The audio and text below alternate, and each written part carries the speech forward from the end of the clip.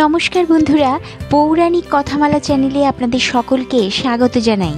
বন্ধুরা, 2রা না 3রা ফেব্রুয়ারি কবে করবেন সরস্বতী পুজো, চলুন জেনে নেওয়া যাক সঠিক সময়। আসছে সরস্বতী পুজো 2025। এবছর সরস্বতী পুজো 2রা না 3রা ফেব্রুয়ারি তা নিয়ে সংশয় রয়েছে অনেকের মনে। জেনে নিন এই বছর কবে পালন করবেন সরস্বতী পুজো।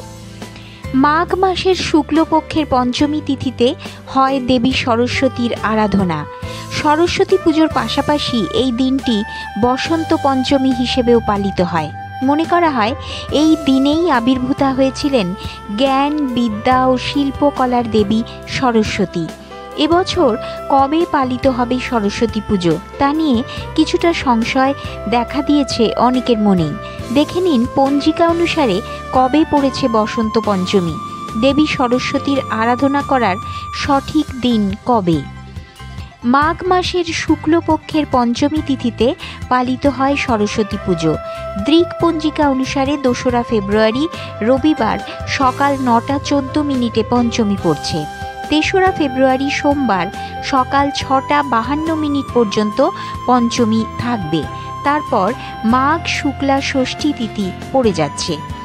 উদয়া তিথি অনুসারে 3রা ফেব্রুয়ারি হলো বসন্ত পঞ্চমী, কিন্তু সেদিন যেহেতু খুব সকালেই পঞ্চমী ছেড়ে যাচ্ছে, তাই 2রা না 3রা ফেব্রুয়ারি কবে সরস্বতী পুজো করবেন তা নিয়ে চিন্তায় পড়েছেন অনেকেই। আবার বেণীমাধব শীলের গার্হস্থ্য পঞ্জিকা অনুসারে রবিবার বেলা 12টা 34 মিনিটে পঞ্চমী পড়ছে।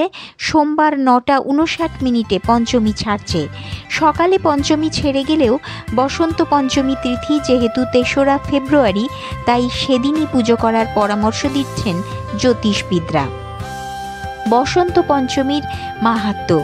এই দিনে মা সরস্বতীর পাশাপাশি গণেশ, লক্ষ্মী, নবগ্রহ, বই, খাতা, পেন এবং বাদ্যযন্ত্রের পুজো করারও রীতি প্রচলিত আছে।